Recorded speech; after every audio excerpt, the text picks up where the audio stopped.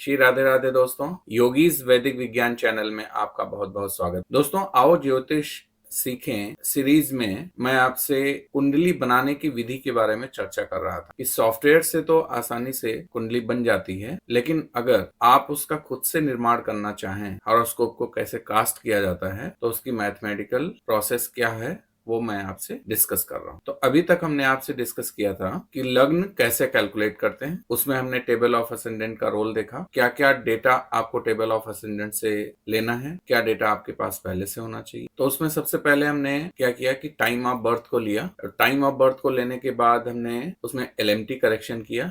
Local mean time correction means जहां पर जातक का बर्थ हुआ है, जिस प्लेस पे, उसका लोकल टाइम क्या होगा उसके अकॉर्डिंग करेक्शन किया। देन हमने देखा कि वो जो एलएमटी करेक्शन के बाद समय आया है वो पीएम बर्थ है, मीन्स दोपहर के बाद का जन्म है या फिर दोपहर के पहले का टाइम आ रहा है। अगर दोपहर के बाद का समय आ रहा है तो उसमें आप 12:00 आवर्स सब्ट्रैक्ट करेंगे, और अगर आफ्टरनून से पहले का मीन्स 4 नून का टाइम आ रहा है तो आप उसमें क्या करेंगे, 12:00 आवर्स से जो एलएमटी करेक्शन के बाद वैल्यू आई है उसको सब्ट्रैक्ट करें। इतना करने के बाद जो आपके पास समय आता है आवर्स मिनट्स में, तो वो उतने आवर का करेक्शन करना है और मिनट्स का करेक्शन करना है। आपको उतने आवर्स का करेक्शन करना है और उतने मिनट्स का करेक्शन, और वो करेक्शन जो भी प्लस या माइनस में करने के बाद आपको नेट वैल्यू फाइंड करनी है, और वैल्यू क्या आती है, साइडेरियल टाइम। ठीक है। देन नेक्स्ट स्टेप में क्या था, हमने डेट ऑफ बर्थ लिया, ईयर ऑफ बर्थ कंसीडर किया और प्लेस ऑफ बर्थ कंसीडर किया। इसके अकॉर्डिंग हमने जो रेस्पेक्टिव टेबल से टेबल ऑफ असेंडेंट में उनसे वैल्यूज ली और उसको विद साइन ऐड कर दिया, और जो हमारे पास समय आया उसको हमने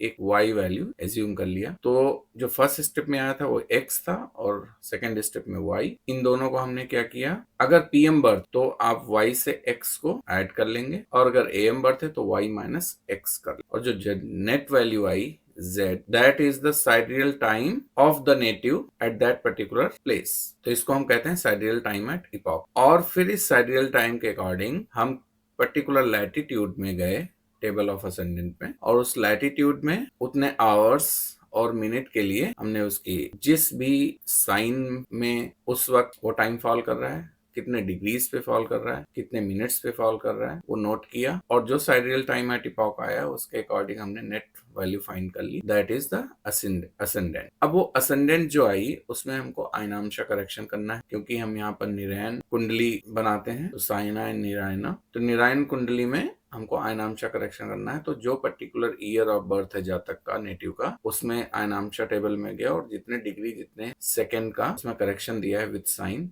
वो हमने कर लिया, और उसको सब्ट्रैक्ट या ऐड करने के बाद जो फाइनल आया that is the ascendant of the net. ठीक है।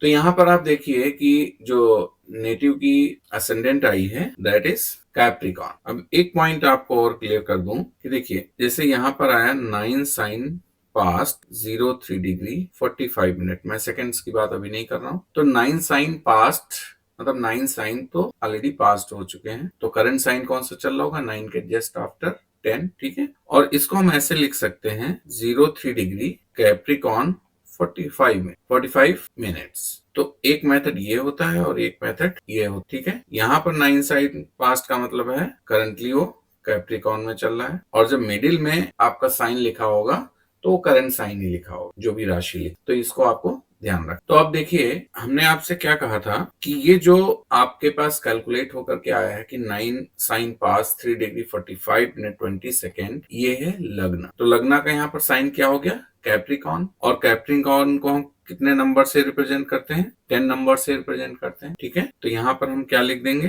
10, क्योंकि ये लग्न राइज हो रही है at the time of birth of the native. तो इसको हम कहते हैं ईस्टर्न होराइजन। ठीक है। ये जो हाउस है, फर्स्ट हाउस लग्न, अभी हम हाउस का कंसेप्ट आपको बताएंगे। लग्न, इसको हम कहते हैं फर्स्ट हाउस, और इसमें साइन कौन सा आ रहा है, कैप्रिकॉन, यानी कि 10 नंबर। ठीक है। तो ये हो गया लग्न। अब 10 के बाद ये नॉर्थ इंडियन चार्ट है। कौन सा है style, north Indian. South Indian भी आपको बताएंगे कि साउथ इंडियन स्टाइल में कैसे चार्ट बनता है। तो नॉर्थ इंडियन स्टाइल चार्ट में हम हमेशा किस डायरेक्शन में चलते हैं, एंटी क्लॉकवाइज, राइट। तो एंटी क्लॉकवाइज में चलेंगे तो सेकेंड हाउस में 11, देन 12, 1 2 3 4 5 6 7 8 9, और 9 के बाद अगेन 10 हो जाएगा। ठीक है। तो क्योंकि 12 राशियां होती हैं तो 10 11 12 है ना, उसके बाद अगेन कहाँ से स्टार्ट हो जाएगा, 1 2 3 4 5 6 7 8 9 और अगेन हम कहाँ पर आ जाएंगे 10 में, कैप्रिकॉन मतलब लग्न। ठीक, तो आप यहाँ पर देख सकते हैं कि ये जो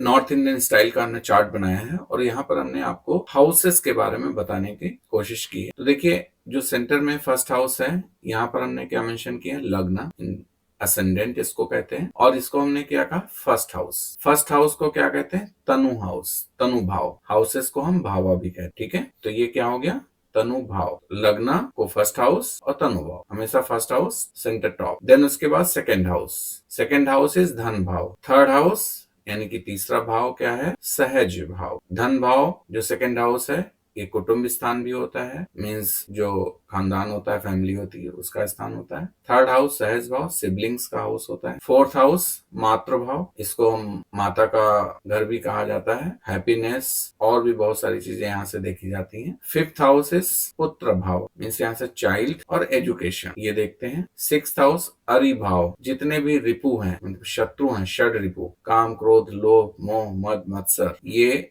जितने भी हैं सिक्स्थ हाउस से देखे जाते हैं। सिक्स्थ हाउस कंपटीशन का भी होता है, ये सब डिटेल में हम आगे चर्चा करेंगे। देन सेवेंथ हाउस, इसको कलत्र भाव भी कहते हैं। एट्थ हाउस आयुर्भाव, ठीक है, यहाँ से आयु स्थान है, आयु के बारे में भी यहाँ से देखा जाता है। नाइन्थ हाउस धर्म स्थान है, धर्म भाव है। फिफ्थ हाउस से आपके कर्मा, संचित कर्मा देखे जाते हैं। नाइन्थ हाउस से प्रारब्ध, ठीक है। टेंथ हाउस जो आप कर्मा, क्रियामान कर्मा जितने भी आप करते हैं वो टेंथ हाउस से देखे जाते हैं। आपका प्रोफेशन टेंथ हाउस से देखा जाता है। 11th हाउस लाभ स्थान है और इसको धन स्थान भी है कहते हैं। 12th हाउस व्यय भाव है, हाउस ऑफ लॉस, ठीक है।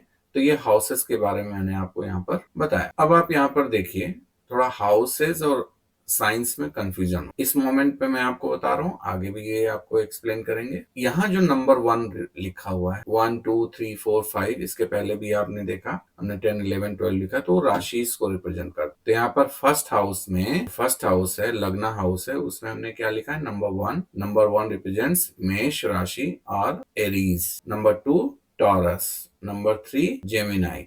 तो हमने इसको क्या कर दिया है, राशि के फॉर्म में रिप्रेजेंट किया हुआ है यहाँ। ओके, अब आप कहेंगे कि फर्स्ट हाउस में एरीज ही आएगी क्या, नहीं, ऐसा नहीं है। यहाँ पर देखिए, अब फर्स्ट हाउस में कौन सी राशि यहाँ पर दिख रही है, नंबर 4, दैट इज कैंसर या कर्क राशि। सेकेंड हाउस में 5, तो लग्न यहाँ पर क्या हो गई, कर्क लग्न हो गई। कौन सी लग्न हो गई, कर्क लग्न हो गई। इसके पहले वाले चार्ट में कौन सी लग्न थी, एरीज लग्न था, ठीक है। अगर यहाँ पर 1 की जगह 6 लिखा हो तो 6 किसको कहते हैं, वर्गो को। तो यहाँ पर सेंटर में क्या हो जाएगा, जो फर्स्ट हाउस हो जाएगा, दैट इज कन्या राशि। तो लग्न क्या हो जाएगी, कन्या। तो यहाँ पर 6 लिखेंगे, उसके according second house 7, third house 8 9 10 11 12 1 2 3 4 5, ऐसे आपके वेरिएशंस होते रहे। यहाँ पर हमने कैंसर लिखा है, तो लग्न क्या हो गई, कैंसर लग्न हो गई। तो हमने अपने केस में जो एग्जांपल लिया था, इसमें आप देखिए हमने कौन सा नंबर यहाँ पर मेंशन किया है लग्न में, दैट इज नंबर 10, और ये क्या हो गया, कैप्रिकॉन साइन। तो यहाँ पर लग्न क्या हो गई, 10।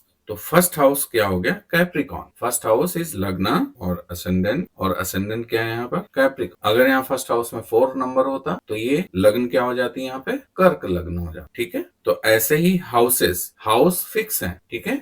फर्स्ट हाउस, यहाँ पर सेकंड हाउस की राशि कौन सी हो गई, सेकंड हाउस जो हमारा धन भाव है, हाउस को हम भाव भी कहते हैं। प्रथम भाव, द्वितीय भाव, इसको हम भाव भी कहते हैं, ठीक है। तो इसमें कौन सी राशि है, कुंभ राशि है, that is Aquarius. Third house में, भाव का नाम अभी हम यहाँ मेंशन नहीं करेंगे, कौन सी राशि आ रही है, पाइसिस। फोर्थ हाउस में एरीज एंड सो ऑन। और यहाँ पर हम देखेंगे अगर 10th हाउस में कह रहे हैं तो 10th हाउस इज लिब्रा। तो इस तरह से हाउस और राशि में आपको डिफरेंस समझ में आना चाहिए।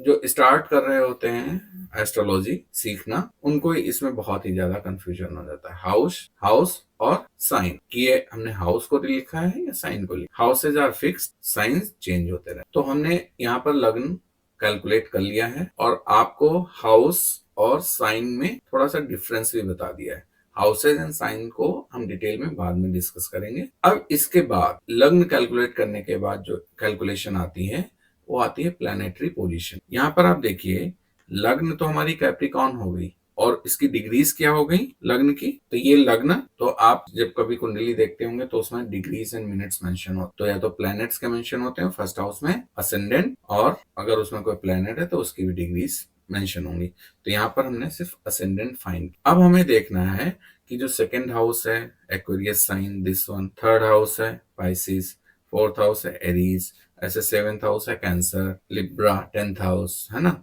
11th house Scorpio.